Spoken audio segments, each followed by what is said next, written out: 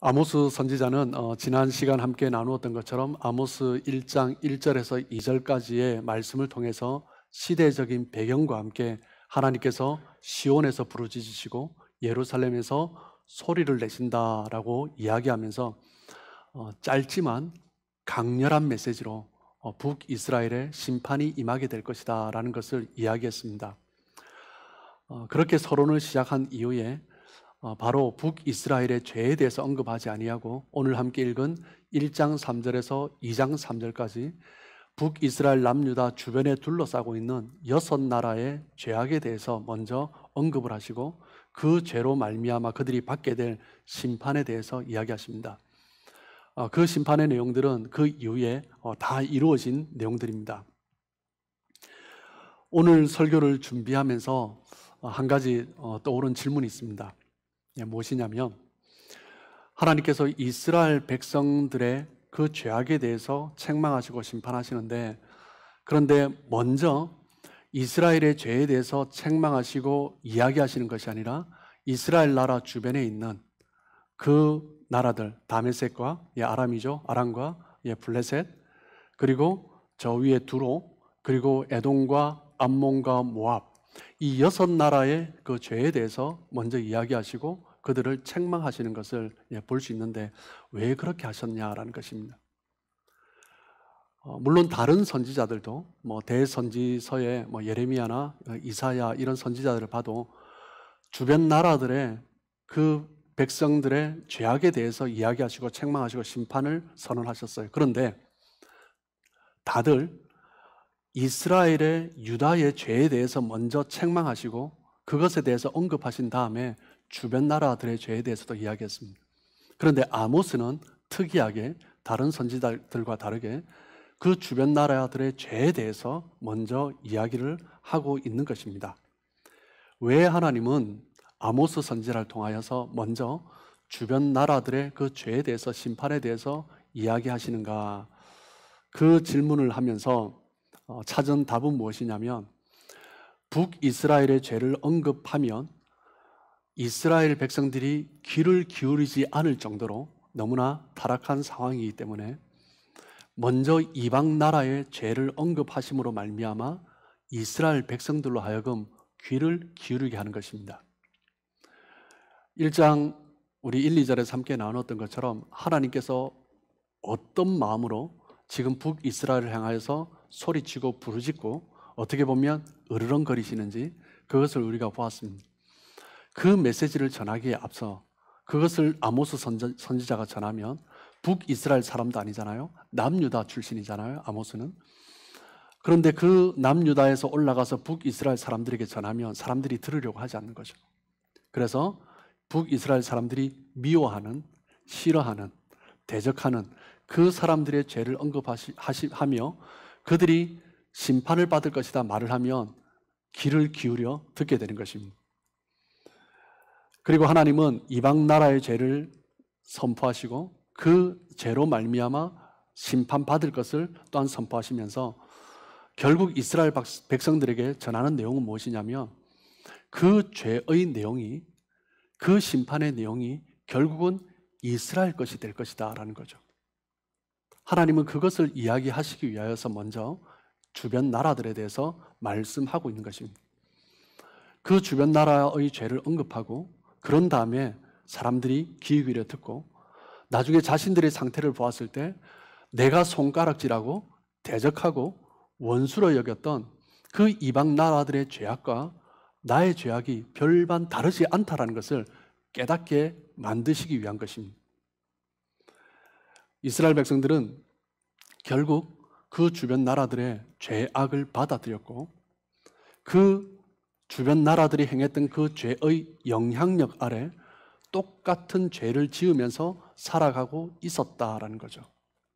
여러분, 우리 믿는 사람들은 이 세상 속에서 살아갑니다. 이 세상 속에서 살아간다라는 의미는 이 세상 속에서 영향을 주고받으며 살아가고 있다라는 거죠. 어떤 사람은 세상에 영향을 많이 주는 사람이 있지만 모든 사람이 세상에 영향을 주고받죠. 그런데 어떤 사람은 세상의 영향을 주기보다 오히려 세상의 영향력 아래서 끌려가면서 그렇게 살아가고 있는 사람이 있다라는 거죠. 여러분, 영향력은 강한 쪽에서 약한 쪽으로 주는 것입니다. 결코 약한 쪽이 강한 쪽에게 영향력을 줄 수 없습니다. 아무리 소리쳐도 먹히지가 않습니다. 마치 삼투압 현상 같은 거죠. 예전에 물리 시간에 하신 것 기억하실 분이 계시겠죠. 삼투압 현상은 무엇이냐면 두 가지 용액 안에 한쪽은 짙은 농도의 용액이 있어요. 그리고 한쪽은 얕은 농도의 용액이 있습니다. 그런데 그 가운데 막이 있죠. 그 반투막이라는 막을 두었을 때 그 물이 짙은 쪽에 있는 그러한 것에 얕은 쪽에 있는 물이 빨려 나가는 것, 그것을 바로 삼투압 현상이다라고 이야기합니다. 우리 일상에서 볼 수 있는 것은 식물의 뿌리가 흙에 있는 물을 빨아들이는 거죠. 식물의 뿌리 안에 있는 그 물의 농도가 흙 속에 있는 물의 농도보다 더 높기 때문에 그 얕은 농도의 물을 빨아들이는 것입니다. 그것이 바로 삼투압 현상이죠. 그리고 우리가 또 목욕을 할 때 물속에 좀 오래 몸을 담그고 계시면 손끝이 이렇게 좀 쭈글쭈글 해주는 것을 우리가 경험하잖아요. 그 욕조 속에 있는 물보다 우리 체내에 있는 물의 농도가 훨씬 더 높기 때문에 물속에 담그고 있으면 그 욕조에 있는 물이 우리 피부막을 통해서 빨아들이는 것입니다. 그래서 이제 손끝이 이제 쭈글쭈글해지는 거죠. 그리고 우리 또한 우리 주부들이 또 김장을 하시는데 김장할 때도 삼투압 현상을 볼 수가 있죠. 배추를 소금물에 절여 놓죠. 소금에 절여 놓았을 때 소금물이 배추 안에 있는 물보다 훨씬 더 짙은 농도를 가지고 있습니다. 그래서 배추 안에 있는 물이 다 빠져나가는 것입니다. 그래서 소금에 배추를 절이고 나면 배추가 이제 힘이 빠지면서 너덜너덜해지죠. 그 배추 안에 있는 물이 다 빠져나갔기 때문입니다. 우리의 삶의 수많은 부분에서 이 삼투압 현상이 적용이 되고 있습니다. 그리고 우리의 영적 삶에도 마찬가지입니다. 우리가 가만히 있으면 내 안의 영적 농도는 얕아지게 되고 묽게 되는 거죠. 그리고 어느새 내가 세상 속에 거하고 있기 때문에 세상의 강력한 힘이 나보다 훨씬 짙은 농도를 가진 세상의 영향력이 내 안에 남아있는 에너지를 빼내가 버리는 것입니다. 그러므로 말미암아 우리가 고갈을 느끼는 거죠. 우리의 삶은 항상 짙은 농도와 얕은 농도 사이에서 영향력을 서로 주고 뺏기는 그 삼투압 현상 속에서 우리는 살아가고 있습니다. 오늘 본문에서 하나님께서 이스라엘 백성들에게 그 죄를, 심판에 대해서 말씀하시기 전에 먼저 이방 나라의 죄를 이야기하시면서 책망하시는 것은 그 이방 나라들이 단순히 이스라엘 백성들을 향하여서 전쟁을 일삼고 그들을 괴롭혔기 때문에 그들을 책망하시는 것이 아니라 그 이방 나라 가운데 있는 삶의 스피릿, 그 삶의 죄악된 모습, 그것이 이스라엘에게 그대로 전염되고 있는 거죠. 그것 때문에 하나님께서 지금 이방 나라의 죄에 대해서 언급하고 계시는 것입니다. 그 이방 나라들의 악한 영향력이 이스라엘 백성들에게 그대로 전달되고 그로 말미암아 소금물에 절인 배추처럼 물기가 다 빠져나가서 너덜너덜해져 버리는, 이 세상을 살아가면서 세상의 그 강력한 힘 아래 나의 에너지를 다 빼버리면 많은 사람들이 마치 절인 배추처럼 너덜너덜한 모습으로 그렇게 살아가는 것입니다. 이스라엘 백성들처럼 우리도 이 세상을 살아갈 때 깨어있지 않으면 그 세상의 영향력 가운데 우리의 힘을 빼앗겨 버리는 거죠. 그렇게 되면 결국 하나님께서 이스라엘 백성들에게 말씀하시는 그 심판의 책망의 메시지를 들을 수밖에 없는 상태가 되는 것입니다. 하나님은 먼저 이스라엘 백성들에게 영향을 주었던 그 주변 나라들, 6나라들에 대해서 그 죄에 대해서 심판에 대해서 말씀하십니다. 먼저 다메섹의 죄에 대해서 1장 3절에서 5절까지 언급을 하고 있습니다. 지도를 먼저 한번 보시면 북이스라엘, 그러니까 파란 부분이 북이스라엘이고 오렌지 부분이 남유다입니다. 다메섹은 북이스라엘 오른쪽이죠. 국가 이름은 아람입니다. 그리고 다메섹은 아람이란 나라의 수도죠. 그리고 이 아람이라는 나라는 시리아 민족들이 구성되어서 세워진 나라인데 도시국가 중심이었죠. 그 민족은 시리아입니다. 지금도 이 지역에 존재하는 나라는 시리아죠. 그 시리아의 수도는 지금도 역시 마찬가지로 다마스쿠스라는 다메섹, 동일한 지역이 수도입니다. 그런데 이 시리아 민족은 이스라엘 백성들이 가장 적대감을 가졌던 그 민족입니다. 아모스 1장 3절 말씀을 보시면 여호와께서 이와 같이 말씀하시되 다메섹의 서너 가지 죄로 말미암아 내가 그 벌을 돌이키지 아니하리니 이는 그들이 철 타작기로 타작하듯 길르앗을 압박하였습니다.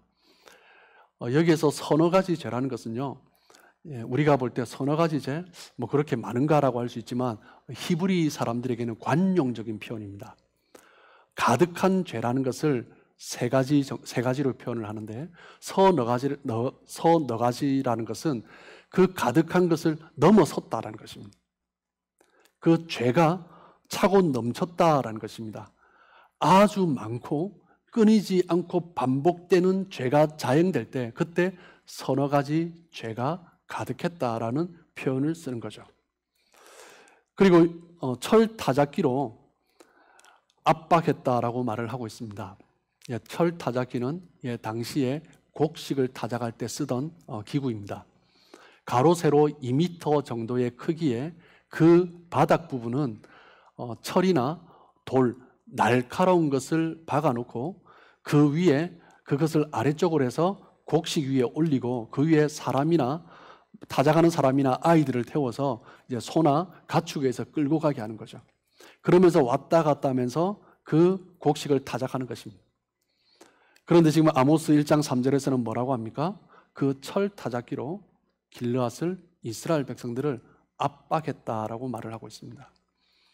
얼마나 잔혹하게 그 아람 사람들이, 그 시리아 사람들이 이스라엘 백성들을 괴롭혔는가, 그것을 말씀하고 있는 거죠. 벤 하닷이 아람의 왕위에 오른 후 아람은 굉장히 강성해졌습니다. 그래서 열왕기하 6장에 보면 벤 하닷 아람 왕이 이스라엘 사마리아를 침공하러 오죠. 그러면서 그 이스라엘 사마리아 성을 에워쌉니다. 그냥 포위를 해두어요. 포위를 해두니까 사람들이 오가지를 못하는 거죠. 식량이 들어가지 못하는 것입니다. 그래서 그 사마리아 성 안에 사람들은 굶주려 가기 시작했습니다. 그때 어떤 일이 일어납니까? 열왕기하 6장 24절에서 29절까지의 내용을 보면 한 여인이 또 다른 여인에게 오늘은 너의 아들을 삶아 먹자. 더 이상 먹을 게 없으니까요. 그리고 내일은 내 아들을 삶아 먹자. 그렇게 이야기를 합니다. 그리고 아들을 삶아 먹죠. 그런데 그 다음 날 제안한 그 여인이 자기 아들을 내어주지 않는 것입니다. 그래서 이 여인이 왕에게 우리 둘 다 같이 아들을 삶아 먹기로 했는데 내 아들은 삶아 먹었는데 저 여인은 안 내어놓는다라고 왕에게 송사하는 이야기가 나옵니다. 벤 하닷 아람 왕이 그때 사마리아 성을 에워싸면서 그만큼 이스라엘 백성들이 기근에 굶주림에 죽어갔고 정말 자기 태에서 난 아이를 먹어야 되나 할 정도로 그렇게 했던 것입니다. 이 모든 일을 기억하고 있는 이스라엘 백성들은 아모스 선지자가 먼저 와서 누구의 죄를 선포해요? 아람, 다메섹의 죄를 선포하는 것입니다. 그들이 심판받을 것이다, 멸망할 것이다 선포하는 거죠. 그 메시지를 들을 때 사람들이 얼마나 기분이 좋았겠습니까? 모여들기 시작하는 거죠. 1장 4절에 하나님이 심판을 선언하십니다. 내가 하사엘의 집에 불을 보내리니 벤 하닷의 궁궐들을 살리라. 그 지도자 그리고 그 왕의 집이 궁궐이 불타는 심판을 내리십니다. 그리고 1장 5절에 보면 내가 다메섹의 빗장을 꺾으며, 그렇게 견고해 보이던 아람의 수도 다메섹의 그 빗장이 무너지는 거죠.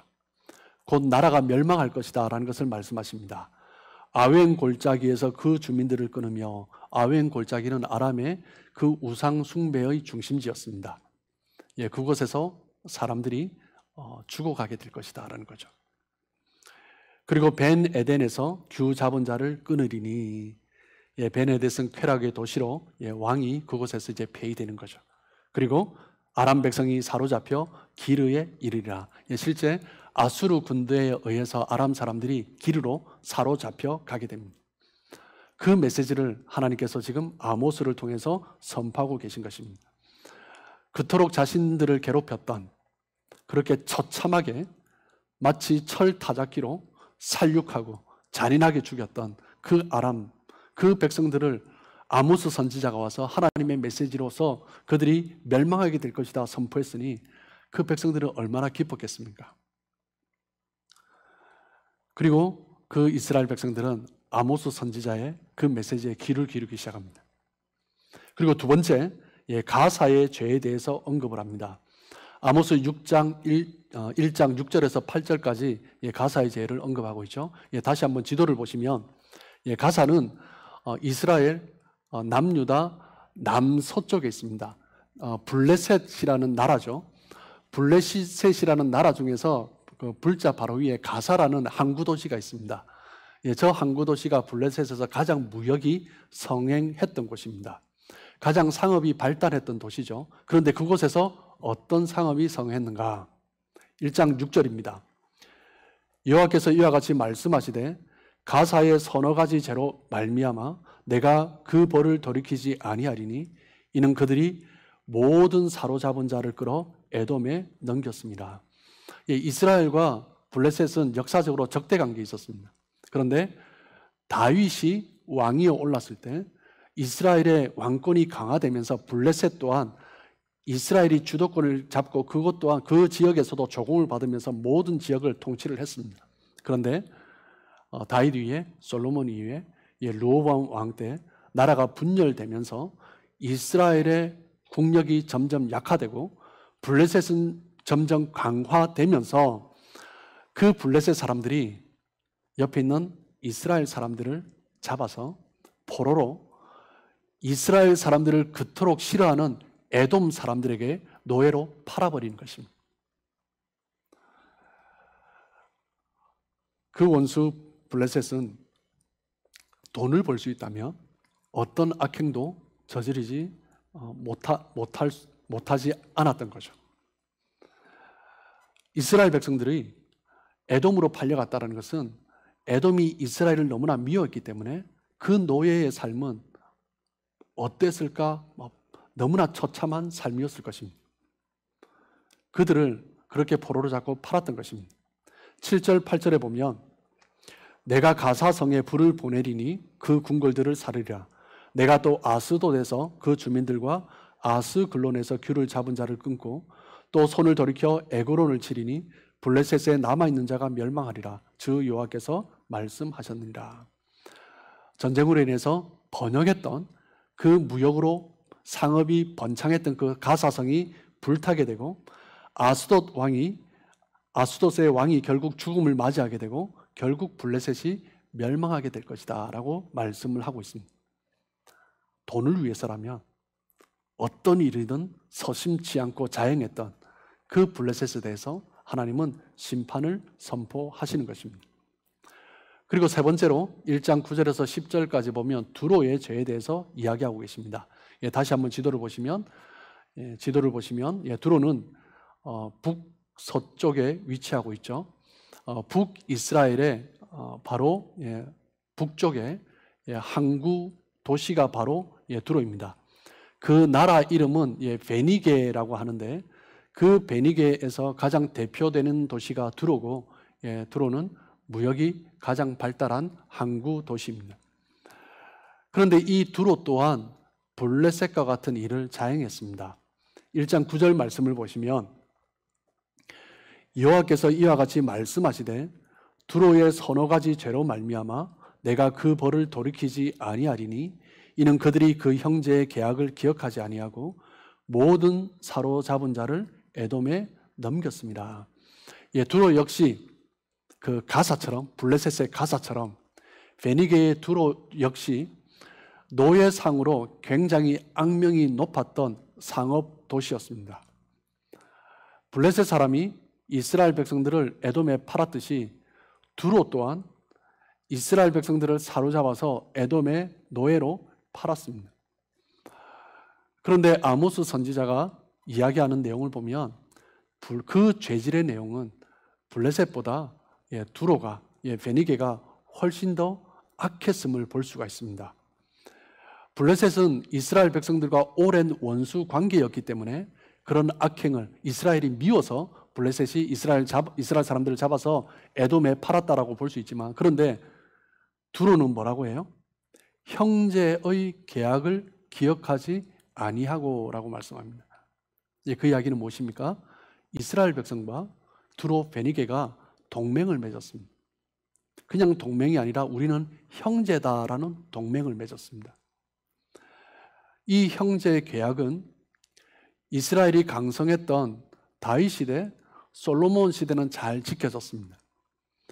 다윗 왕이 그 가나안 주변에 그 모든 나라들을 다 정복했을 때 두로만큼은 침공하지 않았습니다. 형제의 계약을 맺었기 때문이죠. 솔로몬 역시 마찬가지로 두로는 침공하지 않았습니다. 무엇 때문에요? 동맹을 맺었기 때문입니다. 그런데 이 형제의 계약은 다윗 때, 솔로몬 때는 잘 지켜졌지만 이스라엘이 남유다 북이스라엘로 분열되고 난 이후에 점점 나라가 힘을 잃어가자 이 두로는 그 형제 계약을 기억하지 아니하고 오히려 이스라엘 사람들을 잡아서 에돔으로 노예로 팔았던 것입니다. 흔히들 말을 하기를 국제 정치는 영원한 적도 없고 영원한 원수도 없다라고 말을 합니다. 지금 세계 정세 가운데 돌아가는 거 보면 좀 그런 모습도 많이 보입니다. 자국에 불리하다고 하면 동맹과의 계약도 파기하는 것이 국제 정세고, 자기에게 이익이 된다면 적과도 손을 잡는 것이 국제 정치입니다. 그런데 이러한 원리가 국제 정치뿐만 아니라 우리의 삶 가운데서도 단체와 단체, 기업과 기업 간의 관계에서도, 그리고 개인과 개인의 관계에서도 적용된다는 것이 문제입니다. 하나님은 서로를 향하여서 약속을 지키지 않는 것에 대해서 단호하게 책망하십니다. 1장 10절에 보면 내가 두로성에 불을 보내리니 그 궁궐들을 사르리라. 약속을 지키지 않고 형제의 계약을 맺은 것을 지키지 않고 배신한 두로를 향하여서 하나님은 단호하게 심판하시고 그 성이 불탈 것이다 라고 말씀하십니다. 형제와의 약속을 지키지 않는 것, 이스라엘 백성과 하나님의 백성과 그 형제의 계약을 맺고 그 약속을 지키지 않는 것은 신실한 하나님의 성품을 거역하는 거죠. 그렇기 때문에 하나님께서는 심판하시는 것입니다. 우리는 하나님을 신뢰하는 자들입니다. 신뢰한다는 것은 믿는다라는 거죠. 하나님을 신뢰하기 때문에 우리는 믿음을 중요하게 생각합니다. 하나님과의 믿음뿐만 아니라 서로와의 신뢰관계 너무나 중요한 것입니다. 때로는 나에게 손해된다 할지라도 약속한 것은 지켜야죠. 그것이 바로 하나님께서 우리에게 원하시는 모습인 것입니다. 그리고 네 번째, 아모스 1장 11절 12절에 보면 에돔의 죄와 그리고 그 죄로 인한 심판에 대해서 말씀하십니다. 에돔은 어디 있습니까? 지도에 보시면 남유다 남쪽에 있습니다. 이스라엘, 북이스라엘, 남유다 남쪽에 에돔이 있죠. 아모스 1장 11절 말씀을 보시면 여호와께서 이와 같이 말씀하시되 에돔의 서너 가지 죄로 말미암아 내가 그 벌을 돌이키지 아니하리니 이는 그가 칼로 그의 형제를 쫓아가며 긍휼을 버리며 항상 맹렬히 화를 내며 분을 끝없이 품었습니다. 에돔이 이스라엘의 형제다라고 말씀하고 있습니다. 칼로 그 형제 이스라엘을 쫓아가며 긍휼을 버리고 항상 맹렬하게 분을 끝없이 품었다라고 말을 하고 있습니다. 에돔과 이스라엘, 특별히 에돔이 이스라엘을 너무나 미워했습니다. 무엇 때문입니까? 에돔은 에서의 후손들입니다. 야곱의 형 에서의 후손들이 에돔의 민족을 이루었습니다. 그렇기 때문에 그들은 그 형제 이스라엘을 쫓아가며 그렇게 원수를 갚으려고 했던 거죠. 그 장자권, 야곱이, 이스라엘이 그 형 에서의 장자권을 속여서 빼앗아 갔다라는 그 생각 때문에 에돔은 항상 이스라엘 향해서 적대적인 원수와 같은 그런 마음을 가지고 있었던 것입니다. 그래서 민수기 20장에 보면 이스라엘 백성들이 출애굽하여서 가나안 땅으로 들어가기 위해서 에돔을 지나가려고 합니다. 이 광야에 보시면 아시겠지만 그 사해 남쪽은 다 에돔이 차지하고 있는 거죠. 그런데 에돔이 이스라엘을 못 지나가게 합니다. 미운 거죠. 이스라엘이 잘 되는 것을 보고 견딜 수가 없는 것입니다. 예전에 우리에게 행했던 그 장자권, 그것을 평생 잊지 못하면서 평생 원수로, 자자손손 원수로 그렇게 살아가고 있는 것입니다. 그래서 그 후손들, 에서의 후손들은 야곱의 후손 이스라엘을 파멸시키기 위해서 끝없이 공격하고 분을 품고 그렇게 싸우고 있었던 거죠. 그런 에돔을 향하여서 하나님은 또 심판을 선포하십니다. 12절입니다. 내가 대만에 불을 보내리니 보스라의 궁궐들을 사르리라. 에돔 북쪽에 위치한 에돔 전체를 대표하는 도시 대만과 그리고 에돔의 왕 지도자들이 거주하는 보스라, 궁궐이 있는 곳이죠. 그 모든 것들을 불태울 것이다 라고 선포하십니다. 한번 관계가 틀어지면 풀지 않고 저 사람이 잘 되는 것을 견디지 못하고 어떻게든 그것을 막기 위하여서 공격하고 분을 품고 악행을 일삼는 그 에돔의 죄에 대해서 하나님은 단호하게 심판을 선포하고 계신 것입니다. 세상 사람들은 한번 관계가 틀어지면 잘 풀지 않습니다. 그런데 어떻게 보면 또 어떤 사람들은 술 먹으면서 푸는 경우도 많다라고 해요. 저는 술 먹어서 풀어본 적이 없어서 잘 모르겠지만, 그런데 우리 그리스도인들은, 믿음의 형제들은 누군가 실수했을 때 풀지 않고 그대로 그것을 가슴에 품고 있다면 에돔인 거죠. 그 모습에 대해서 하나님은 지금 책망하고 계시는 것입니다.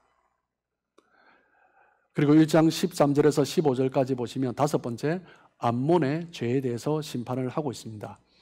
지도를 보시면 암몬은 북이스라엘의 동쪽에 위치를 하고 있습니다.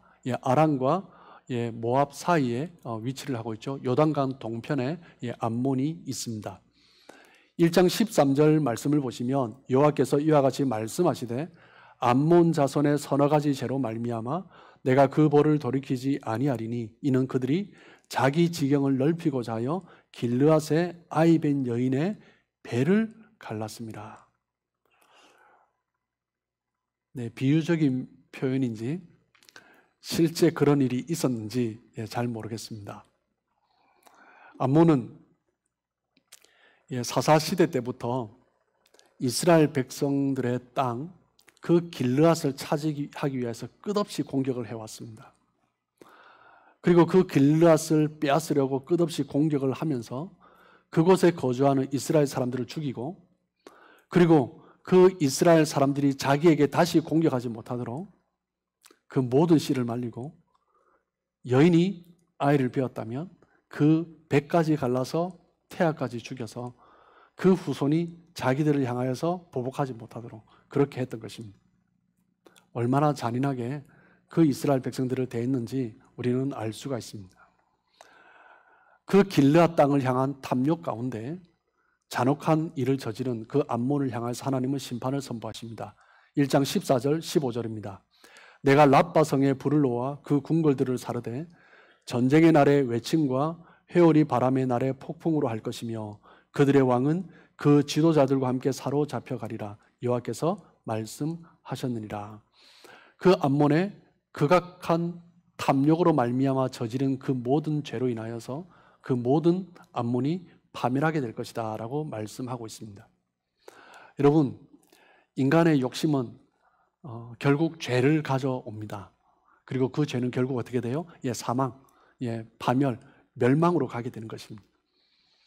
이스라엘 백성들 가운데서 우리는 아간의 그 죄로 말미암아 우리는 그것이 어떠한 영향력을 미치는가 그것을 잘 보았습니다. 자기뿐만 아니라 자기 주변 사람에게도 가족들에게도 함께 고통을 주며 멸망하게 되는 것입니다. 그렇기 때문에 우리는 항상 탐욕을 경계해야 됩니다. 탐욕을 경계함으로 말미암아 나 자신을 지켜야죠. 탐욕을 경계하는 것은 어떻게 보면 소극적인 방법이다 할 수 있습니다. 근데 적극적인 방법은 무엇입니까? 자족하는 것입니다. 지금 나에게 있는 것으로 자족하고 감사하는 것입니다. 그것이 하나님의 백성에게 필요한 거죠. 누가 탐욕을 멀리할 수 있습니까? 참아야지. 선을 지켜야지. 그 사람이 할 수 있습니까? 아니, 그렇지 않습니다. 주신 것에 감사하고 가진 것에 만족하며 자족하며 살아가는 사람, 그 사람이 탐욕을 멀리할 수 있는 거죠. 마지막 6번째로 모압의 죄에 대해서 아모스 2장 1절에서 3절까지 이야기하고 있습니다. 지도에 보시면 모압은 사해 동편에 위치하고 있습니다. 2장 1절 말씀을 보시면 여호와께서 이와 같이 말씀하시되 모압의 서너 가지 죄로 말미암아 내가 그 벌을 돌이키지 아니하리니 이는 그가 에돔 왕의 뼈를 불살라 죄를 만들었습니다. 고대 근동 사람들은요, 사람이 죽은 이후에도 그 사람의 신체의 일부가 있다면 그 사람은 부활할 수 있다라고 생각을 했습니다. 그런데 모압 사람들은 에돔 사람들, 특별히 에돔 왕의 부활을 막기 위해서 이미 죽은 에돔 왕을 무덤에서 꺼내서 그리고 그 모든 유골들을 불에 태워서 가루로 내어서요, 그 가루를 석회와 함께 섞어서 벽에 페인트를 칠하듯이 발라버린 것입니다. 누군가의 무덤을 파헤쳐 시신을 훼손하는 것 그것만으로도 지극히 모독적인 것인데 그에 대해서 유골을 태워서 가루를 내어서 석회와 섞어서 벽에 바르는 재료로 사용했다라는 것은 얼마나 그 행위가 사악했는지 그것을 말씀해 주시는 거죠. 하나님은 그 모압을 향해서도 심판을 선포하십니다. 2장 2절 3절입니다. 내가 모압에 불을 보내리니 그리옷 궁궐들을 사르리라. 모압이 요란함과 외침과 나팔 소리 중에서 죽을 것이라. 내가 그 중에서 재판장을 멸하며 지도자들을 그와 함께 죽이리라. 여호와께서 말씀하시니라. 그리옷은요, 모압 사람들이 섬기던 신 그노스의 우상 숭배의 중심지였습니다.